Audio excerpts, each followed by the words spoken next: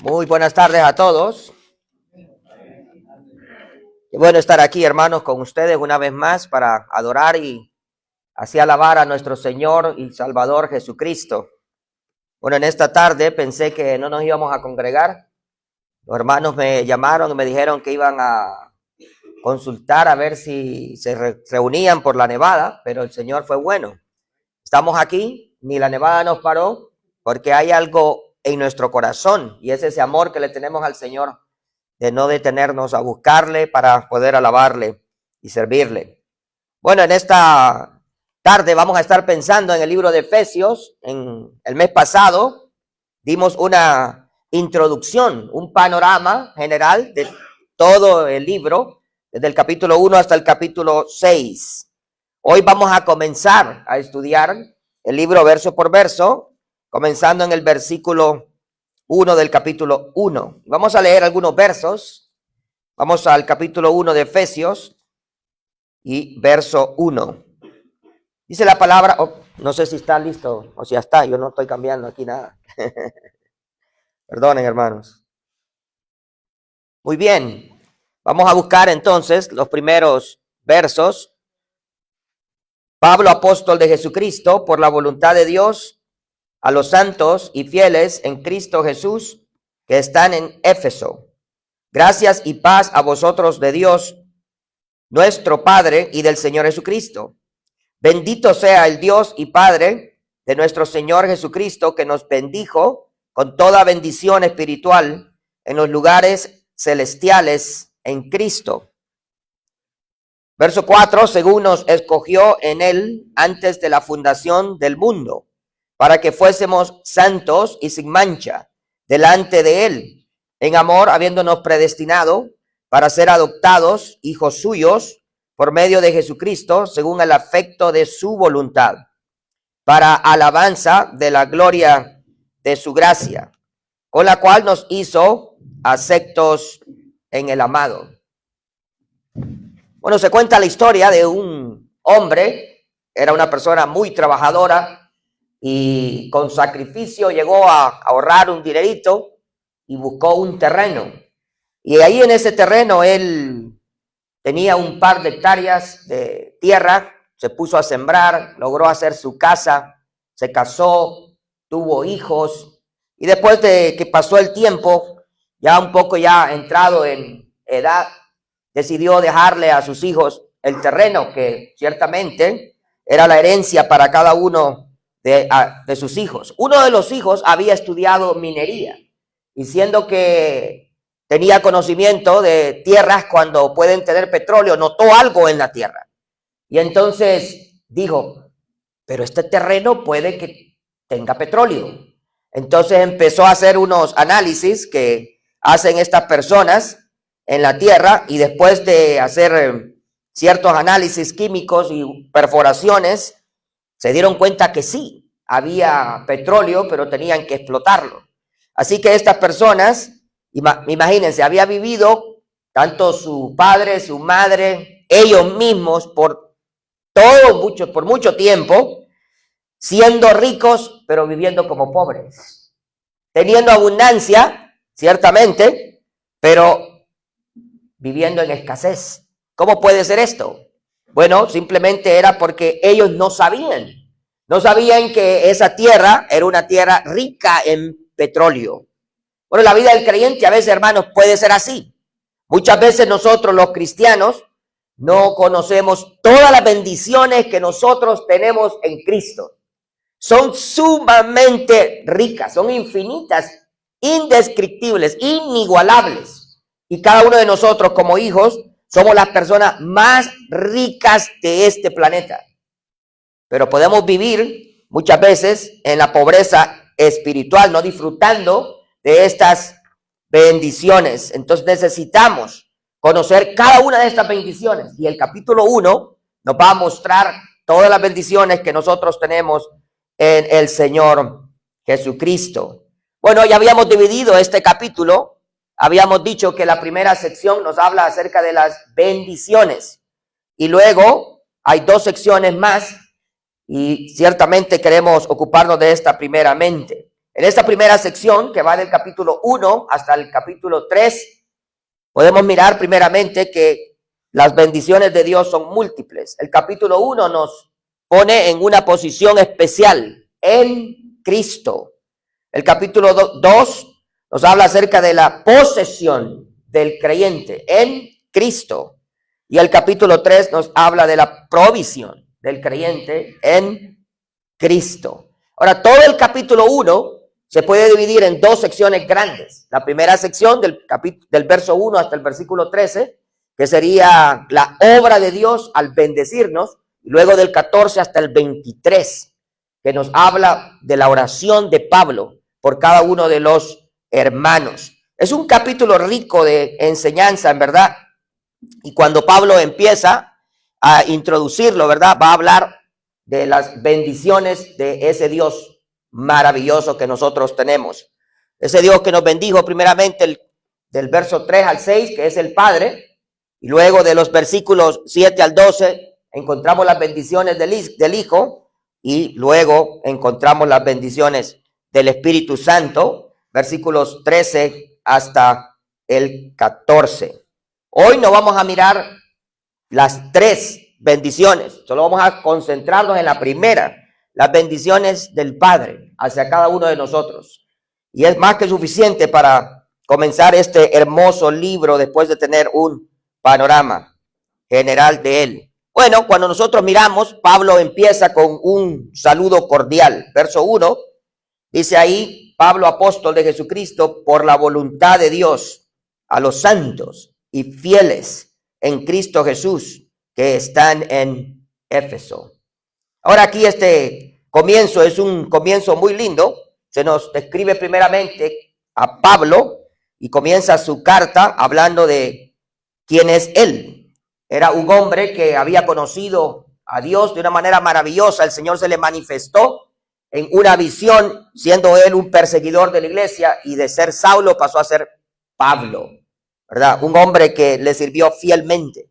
Fue perseguido, fue encarcelado, fue apedreado, naufragó no en una sola vez, sino en muchas ocasiones, y ciertamente estuvo en peligros diversos, aún de sus propios conciudadanos judíos. Podemos mirar que él es el autor. Pablo es el autor de esta epístola. Y nosotros miramos que cuando él habla acerca de esta epístola, él va a mostrar las grandes bendiciones del Señor hacia nosotros. Es interesante que dice primeramente apóstol de Jesucristo. No dice apóstol de hombres. No dice que es alguien que ha sido puesto por un concilio o por el Sanedrín que existía en aquel tiempo y él mismo era parte de este grupo, sino que es puesto por Jesucristo. Es que para ser un apóstol era necesario haber estado con el Señor y haber visto con sus ojos al Cristo resucitado. Cuando él eligió los primeros 12, nosotros leemos en las Escrituras que estuvo orando toda la noche y luego escogió a los 12. De uno de ellos era Judas, ¿verdad? No era en realidad un hombre de Dios, pero estaba en ese grupo. Pero luego encontramos a Pablo, y Pablo viene entonces a ser un apóstol de Jesucristo porque él lo encomienda, y es lo que él dice aquí. Pablo, apóstol de Jesucristo, por la voluntad de Dios. No era su voluntad, no era la voluntad de los hombres, era la voluntad divina. Y cada uno de nosotros somos los hijos de Dios y ciertamente conocemos al Señor porque en su voluntad se apiadó de nosotros. Mi hermano, usted y yo no merecíamos estar aquí. No merecemos ser hijos de Dios. Pero él se apiadó y nos mostró su amor y su gracia para cada uno de nosotros, ¿verdad? Entonces podemos mirar que él es el autor. La audiencia a la que le escribe es los hermanos en Éfeso. Había muchos hermanos ahí, gentiles, y aún habían judíos también. Acuérdense que la iglesia comienza con judíos al principio, pero luego se añaden todos los gentiles. Era una audiencia que necesitaba de esta epístola o de esta instrucción de parte del Señor. Entonces son personas que vivían en Éfeso. Éfeso no era una ciudad pequeña, era una ciudad un poco grande, y como habíamos dicho anteriormente, primeramente era una ciudad cosmopolita, había diversidad de culturas y muy probable también idiomas, pero también era una ciudad comercial, era como una ciudad donde otras ciudades se conectaban para hacer intercambios comerciales, así que era importante. Cuando una ciudad es un puerto o es un centro comercial para otras naciones, es de suma importancia. Pero dijimos en la última ocasión que había corrupción, había mucha idolatría. Ahí estaba la diosa Diana, ahí habían en verdad muchas personas que se vendían ídolos, ¿verdad? Estas pequeñas diosas, y estaban en contra de Pablo. Pero él es el que saluda cordialmente a estos hermanos. ¿Y cuál es el saludo de este contenido? Bueno, el saludo o el contenido de este saludo dice: gracia y paz a vosotros, de Dios nuestro Padre y del Señor Jesucristo. Dos cosas importantes. Él menciona primeramente la gracia, que es un regalo de parte de Dios. Y cada uno de nosotros sabe que este es un favor inmerecido. Como dice Efesios capítulo 2, más adelante vamos a mirarlo, y en el versículo 8, por gracia sois salvos, por medio de la fe. Y esto no es de vosotros, es un don, un regalo de Dios. Y luego dice paz, la paz que solamente se puede obtener a través de una vida de comunión íntima con el Señor.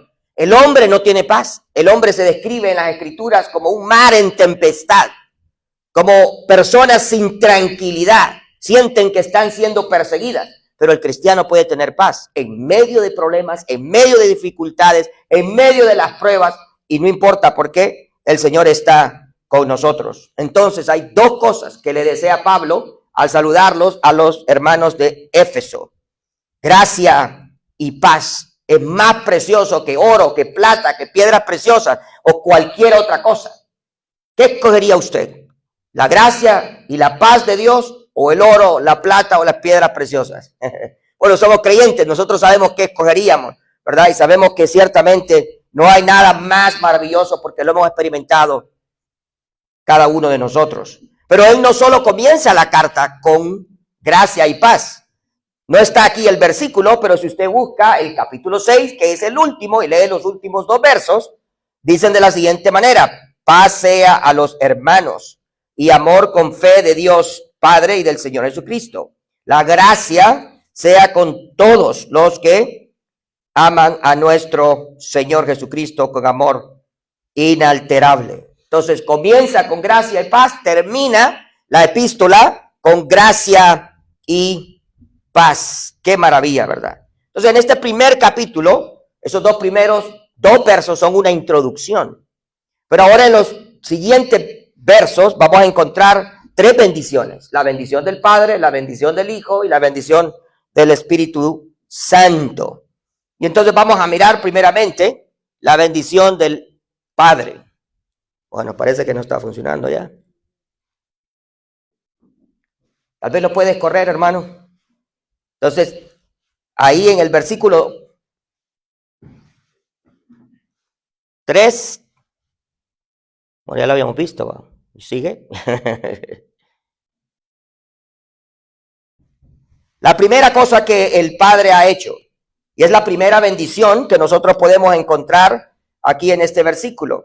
Dice el verso 4, según nos escogió en él antes de la fundación del mundo, para que fuésemos santos y sin mancha delante de él.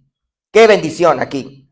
Nosotros podemos mirar de que el Señor nos ha escogido a nosotros, primeramente, para ser santos y sin mancha. Eso es lo que dice el versículo. O sea, en otras palabras, Dios decidió apropiarse de cada uno de nosotros para que nosotros fuéramos parte de su familia, nos escogió para que pudiésemos vivir de una manera santa y piadosa. Esa es la vida del cristiano. La vida del cristiano debe de ser una vida santa y piadosa. La palabra que se usa aquí para escoger es la palabra ekelgomai. Esa es la palabra griega. no sé griego, ni sé cómo se pronuncia, pero la palabra significa o se traduce elegir o escoger. Son las dos palabras que podríamos usar en español. Ahora, este tema de la elección es un tema bastante controversial hoy en día, hermanos. Tal vez los que son nuevos en la fe no han escuchado mucho acerca de esto, pero lo van a escuchar más adelante. Tal vez hoy sea la primera vez. Otros que ya tienen mucho tiempo en el Señor conocen de estos temas, la elección, la predestinación, pero el hecho de que el Señor nos ha elegido ha sido tema controversial entre muchos hermanos. Bueno, algunos creen que la elección es soberana, solamente de parte del Padre, sin que el hombre tenga ninguna parte en ello, ni aun siquiera su propia voluntad. Eso es lo que algunos creen, ¿verdad? Otros creen que la elección es soberana, pero el hombre tiene una parte. Al aceptar el llamado de Dios, ellos mismos también, teniendo libre albedrío, entonces aceptan lo que Dios quiere para la vida de ellos. Ahora, les voy a decir una cosa, podríamos hablar mucho acerca de esto, no lo vamos a hacer porque estamos simplemente estudiando la carta de Efesios, pero una cosa que yo no podría hacer jamás sería reconciliar estas dos posturas. Antes de mí, hermanos, han existido hombres mucho más preparados, mucho más piadosos, y ellos no han podido reconciliar estas dos posturas. Pero sí les puedo decir que a pesar de que parece haber una contradicción, no la existe. No existe. Dios sí nos ha escogido de una manera soberana. ¿Y cómo explicar entonces que cuando escoge, los que no fueron escogidos no fueron condenados para ir al infierno? ¿Cómo explicar eso? Yo no lo voy a explicar. Yo gastaba horas y horas con otros hermanos, yo lo recuerdo bien, y lo disfrutábamos hacer. Lo disfrutábamos hacer. Entonces uno nos volvíamos calvinistas y otros nos volvíamos arministas. Y entonces presentábamos todos nuestros puntos de vista, hacemos un debate. Pero ¿cómo va a ser que Dios no va a contar con la voluntad del hombre si le dio libre albedrío? Sería injusto, ¿verdad?, que Dios no permitiera al hombre entonces decidir lo que él quiere hacer. Pero ahí está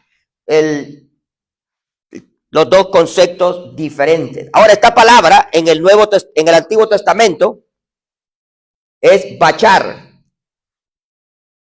Se puede traducir como elegir o seleccionar. O sea, Dios escogió en el Antiguo Testamento un pueblo. Y esto es una buena referencia, y ese pueblo era el pueblo de Israel. Vamos a mirar algunos versículos. Y bueno, el verso 37 del capítulo 4 de Deuteronomio nos dice: y por cuanto él amó a tus padres, escogió, la misma palabra, nada más que es en hebreo, bachar, escogió a su descendencia después de ellos, y te sacó de Egipto con su presencia y con su gran poder. Ahora, eso es algo maravilloso, hermanos. El pueblo de Israel ahí está esclavo, siendo explotado, oprimido por Faraón.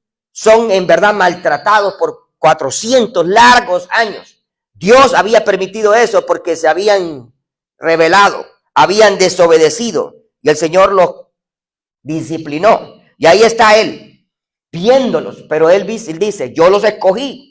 Yo escogí tu descendencia después de ellos y te saqué de Egipto. Fue una elección. Él lo hizo. Él decidió. Pero mire lo que dice el versículo: él los amó. Qué lindo, hermanos. Él los amó. Es lo primero que debemos de notar.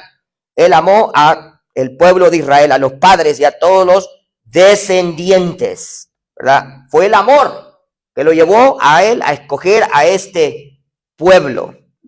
Ahora, si usted mira en otros versículos también, Deuteronomio es un poquito más adelante, Deuteronomio capítulo 7, el versículo 6 y 7, dice: porque tú eres pueblo santo para Jehová tu Dios. Jehová tu Dios te ha escogido escogido, Bachar, para hacerle un pueblo especial, más que todos los pueblos que están sobre la tierra. No por ser vosotros más que todos los pueblos, os ha querido Jehová y os ha escogido, pues vosotros erais el más insignificante de todos los pueblos. Ahora, aquí añade algo más. Sí, él escogió soberanamente al pueblo de Israel porque él amó a ese pueblo de entre todas las naciones. Ahora imagínense, habían muchas naciones, no solamente estaba el pueblo de Israel, pero él lo escogió, lo formó desde Abraham. Él ya estaba viendo todo, porque es un Dios que es omnisciente, conoce todas las cosas. Y él entonces amó a este pueblo y lo escogió soberanamente, como dice aquí. Y lo dice claramente, ¿verdad? ¿Por qué lo escogió? No porque había algo bueno en él, no porque tenía grandes atributos. Mire lo que dicen los versículos claramente. Dice, porque tú eres pueblo santo para Jehová tu Dios. Jehová tu Dios te ha escogido para hacerle un pueblo especial. Ahora, ese pueblo no era un pueblo santo. El Señor lo hizo un pueblo santo. Ese pueblo no era un pueblo especial. El Señor lo hizo un pueblo especial. Ese era el plan de Dios. Era el propósito del Señor para ese pueblo. O sea, en esa soberanía de Él, escoge a este pueblo para hacer un pueblo que iba a representar, llevar su santo nombre. Y por lo tanto tenían que vivir de esa manera. Y por lo tanto es un pueblo especial hasta el día de hoy, hermanos. El pueblo de Israel es atacado por todos sus enemigos. Lo envidian, lo odian, lo quieren destruir. ¿Por qué? Porque es un pueblo especial. Es el pueblo de Dios, al cual Dios ha amado siempre. Ahora mire lo que dice el Salmo. Salmo 65 y verso 4. En el pueblo de Israel no había nada especial, pero aún así Dios lo escogió siendo un pueblo insignificante. El Salmo 65, verso 4 dice, bienaventurado el que tú escogieres y atrajeres a ti para que habite en tus atrios. Seremos saciados del bien de tu casa, de tu santo templo. Hermano, es que no hay cosa más linda que ser un creyente. No hay cosa más extraordinaria que tener comunión íntima con el Dios Todopoderoso. David por eso decía, me es mejor estar un día en tus atrios que 1000 fuera de ellos. No hay cosa que satisfaga más el alma, el corazón, la vida de una persona que la presencia de Dios. No hay nada, ni nadie, solamente Él. Entonces, el que ha sido escogido, hermano, es bienaventurado. Usted es una persona bienaventurada, dichosa, feliz, porque de entre todos los seres humanos en este planeta, Él puso sus ojos en usted. Puso sus ojos en usted cuando no lo merecíamos, cuando éramos los más insignificantes, cuando nos habíamos rebelado en contra de Él, nos amó y nos escogió. Bueno, pero ese es el pueblo también de Dios, ¿verdad? En el Antiguo Testamento, pero ahora el pueblo de Dios en el Nuevo Testamento. Usted mira ahí en Primera de Pedro, dice, mas vosotros sois linaje escogido. Ahí está la misma palabra, escogido, real sacerdocio, nación santa, pueblo adquirido por Dios, para que anunciéis las virtudes de aquel que os llamó de las tinieblas a su luz admirable. Ahora este pueblo es otro, no es Israel, es la iglesia. Ese pueblo somos usted y yo, y todos los que han creído en el Señor Jesucristo. Él nos ha rescatado, nos ha salvado, viviendo en el pecado, Él nos ha hecho santos, porque es lo que significa la palabra, apartados para Dios. Y ahora vivimos entonces como su familia, linaje escogido, un sacerdocio real, porque nuestro Dios es rey, y nosotros entonces tenemos linaje real. Hijos de rey, hermanos, el rey de reyes y señor de señores es nuestro Padre celestial. ¡Qué maravilla! Nación santa, un pueblo que fue adquirido de una manera muy cara, porque el precio que pagó el Señor fue su propia vida. Derramó su propia sangre para salvarnos a cada uno de nosotros, ¿verdad? Entonces somos ese pueblo en el Nuevo Testamento, escogido.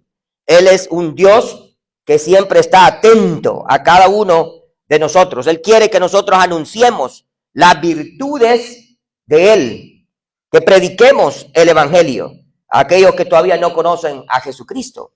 Pero ahí en el Salmo, en el Lucas, 18:7 dice, ¿y acaso Dios no hará justicia a sus escogidos, que claman a Él día y noche? ¿Se tardará en responderles?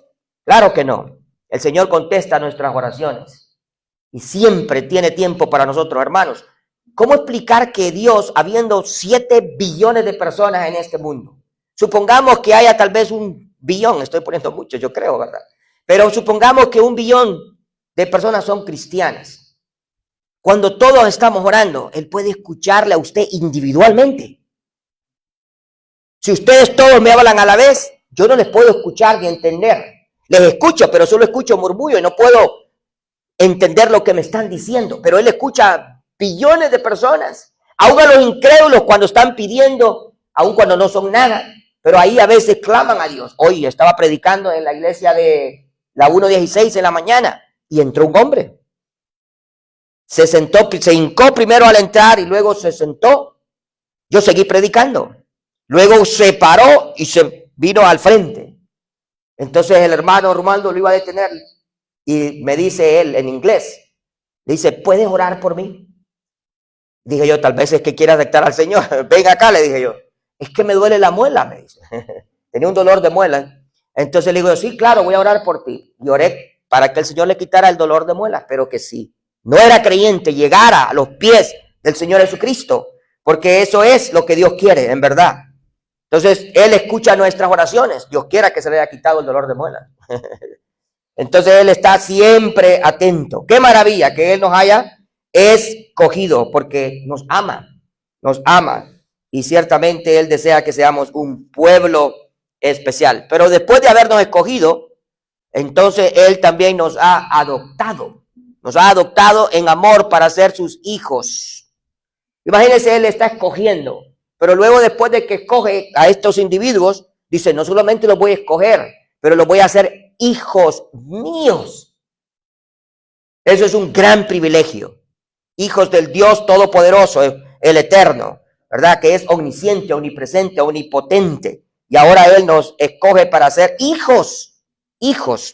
Dice aquí el versículo, en amor, habiéndonos predestinado para ser adoptados, hijos suyos, por medio de Jesucristo, según el puro afecto de su voluntad. Entonces Dios Padre nos ha escogido primero, pero también nos ha adoptado, ¿verdad? Nos ha adoptado. Dice ahí la palabra que usa, predestinados para ser adoptados. Otro tema, muy similar a la elección. La elección y la predestinación van juntas, pero ahora aquí entramos en esa palabra, predestinar. La palabra predestinar en el griego es proorizo. Esa palabra significa determinar algo antes de que ocurra. O como la palabra predestinación es darle un destino a algo antes de que ese algo exista. O sea, Dios, antes de que nosotros fuéramos, ya Él había predicho, había determinado nuestro destino. Eso yo no lo puedo explicar, pero eso es lo que dicen estos versículos, porque si usted leyó cuidadosamente en los versos anteriores, dice, antes de la fundación del mundo. O sea, no existía nada. No había cielo, no había tierra, no había ningún universo. Y ahora Dios, en esa eternidad, Él está hablando y antes de que todo fuera hecho, Él ya había decidido qué hacer con nosotros. Nadie existía antes de la fundación del mundo. Entonces significa darle un destino. Predestinar es dar un destino a los que ha conocido o los que ha escogido, aún antes de que existiéramos. Ahora, nuestro hermano estaba hablando hoy acerca de que no podemos entender muchas cosas de Dios, y es verdad. ¿Cómo vamos a entender a un Dios infinito cuando nosotros tenemos una mente finita? ¿Cómo vamos a entender a un Dios omnisciente que sabe todo cuando nosotros no sabemos todo? Vamos a la universidad, estudiamos, y después se nos olvida todo. Imagínense que yo estudié 4 años de computación. Dígame a mí que haga algo de computación, sé escribir a máquina y escribo los mensajes, pero si se arruina algo, tengo que ir a un técnico. Se me olvidó todo. Y además de eso, hay que estar actualizado porque todos los nuevos programas y tantas otras cosas más, ¿verdad? Entonces, Dios es un Dios que elige, es un Dios que también predestinó a cada uno de nosotros para ser sus hijos. Y qué privilegio, ¿eh? Y el versículo dice ahí, según el puro afecto de su voluntad. Aquí entra en juego ahora, por esa pequeña frase, según el puro afecto de su voluntad. Algunos hermanos, entonces ellos dicen, se fijan, no, el hombre no decide. El hombre simplemente va a venir a Dios porque Dios lo escogió y Dios lo predestinó y no tiene nada que ver su libre albedrío o su voluntad. Porque el verso dice, y así dice, ¿verdad? Según el puro afecto de su voluntad. Bueno, este grupo es un grupo que hoy en día llamamos calvinistas. Calvino fue un teólogo, fue un hombre que estudió mucho estos temas y llegó a la conclusión de que cuando Dios predestinó, el hombre no tenía nada que ver en esto. Fue una decisión soberana donde tampoco se incluía la voluntad del hombre. Bueno, miremos algunos versículos para complicar más el asunto. Romanos 8, 29 al 30. Aquí se nos enseña, ¿verdad?, que la salvación, o hemos sido salvos para la salvación de nuestras almas. Dice el verso 29, porque a los que antes conoció, también los predestinó para que fuesen hechos conformes a la imagen de su Hijo, para que Él sea el primogénito entre muchos hermanos. Y a los que predestinó, a estos también llamó. Y a los que llamó, a estos también justificó. Y a los que justificó, a estos también glorificó. Aquí está todo el paquete. O sea que Dios tenía un plan de el destino de cada uno de nosotros. Él ya lo tenía hecho desde el principio. Dice que nos llamó y a los que llamó entonces justificó y a los que justificó va a glorificar. Pero ahí dice que ya lo hizo. O sea que para Dios ya nosotros estamos glorificados en gloria para Él, porque para Él no hay tiempo. Él no está sujeto a nada de esto. Entonces es algo maravilloso. Entonces el calvinista dice, se fijan, Dios hace todo. El hombre no tiene nada que ver en todos estos asuntos. Él es el que escogió, Él es el que predestinó. La voluntad del hombre no está en cuenta. Bueno, otros versículos. Juan, capítulo 6, verso 37 dice, todo lo que el Padre me da, vendrá a mí. Ahora, ¿quién está hablando ahí? El Señor Jesucristo. El Señor Jesucristo dice, todo lo que el Padre me da, vendrá a mí. Y el que a mí viene, no le echo afuera, porque he descendido del cielo, no para hacer mi voluntad, sino la voluntad del que me envió. Y esta es la voluntad del Padre, el que me envió, que de todo lo que me diere, note esa frase, se repite varias veces, no pierda yo nada, sino que lo resucite en el día postrero. Y esta es la voluntad del que me ha enviado, que todo aquel que ve al Hijo y cree en Él tenga vida eterna, y yo lo resucite en el día postrero. Entonces el Señor Jesucristo está diciendo, nadie puede venir a mí si mi Padre no me lo da. Entonces, el calvinista dice, se fijan, todo aquel que haya sido predestinado, todo aquel que el Señor escogió, van a llegar, pero el otro grupo dice, sí, pero está en cuenta la voluntad, que son los arministas, ¿verdad?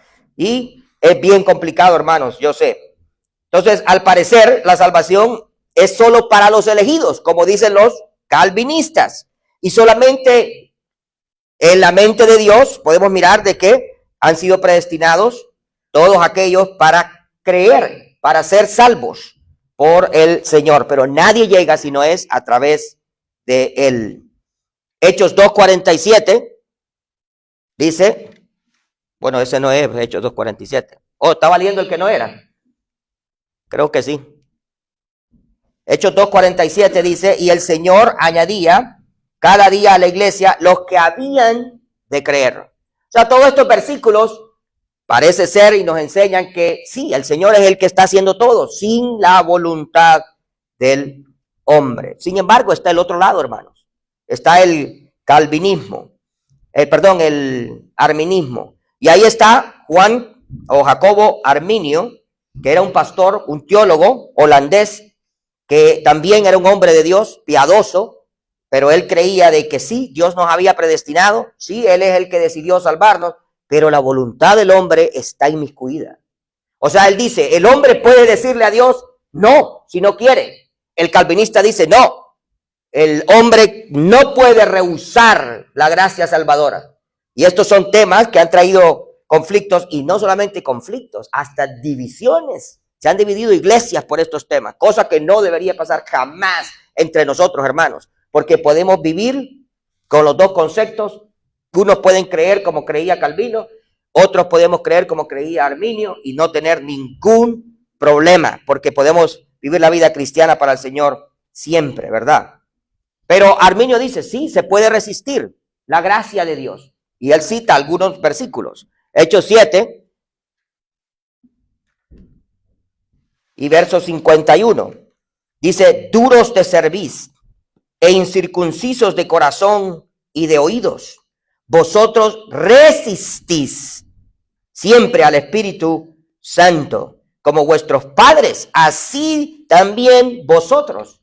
Entonces ahí está. El hombre puede decir no, ¿verdad? A lo que Dios dice. Aún podemos mirar el ejemplo de el Edén. Ahí hay dos personas perfectas, Adán y Eva. Fueron criados por la mano del Señor y ahora están en un jardín perfecto, sin pecado, sin contaminación.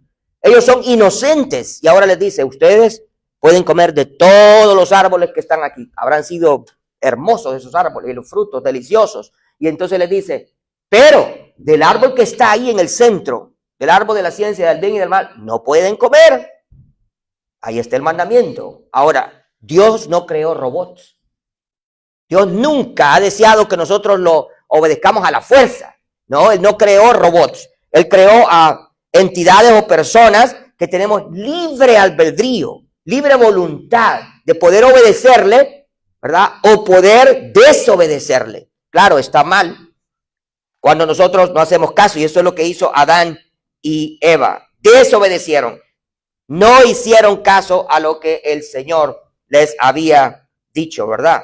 Entonces podemos mirar que sí, el hombre puede desobedecer al mandato de Dios, porque Dios le dio ¿qué? Libre albedrío.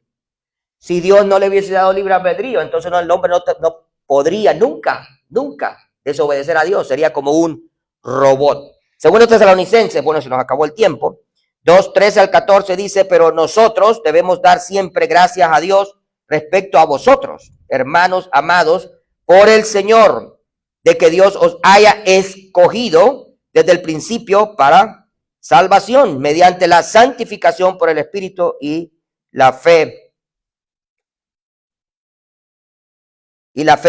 en la verdad, a lo cual os llamó mediante nuestro evangelio, para alcanzar la gloria de nuestro Señor Jesucristo. Entonces podemos mirar ahí cómo el Señor es el que nos ha llamado. Pero por último, hermanos, para terminar, que ya se fue el tiempo, en el versículo 6, Él nos ha aceptado en el amado para su gloria. El versículo 6 dice, para alabanza de la gloria de su gracia, con la cual nos hizo aceptos en el amado. Entonces aquí hay tres grandes bendiciones que podemos disfrutar de parte de Dios y hemos visto cada una de ellas. La primera de ellas, la elección, nos escogió antes de la fundación del mundo y entonces se apropió de nuestras vidas porque nosotros quisimos que Él lo hiciera y nos entregamos a los pies de Jesucristo. Usted se recuerda ese día, ¿verdad? Cuando usted voluntariamente, no coaccionado, no por la fuerza, Dios no lo obligó. Usted estuvo dispuesto, usted estaba humillado, usted estaba arrepentido. Y le digo, Señor, perdóname, límpiame de mis pecados y hazme tu hijo. Y así fue. Entonces ahora somos hijos, somos apropiados, escogidos, adoptados en amor. en amor. Y por último, aceptados en el amado. Qué lindo. Esas son 3 bendiciones maravillosas del Padre Celestial. En la próxima ocasión vamos a continuar con las otras bendiciones, las bendiciones del Hijo y las bendiciones del Espíritu Santo. El Señor nos bendiga en esta tarde con su palabra.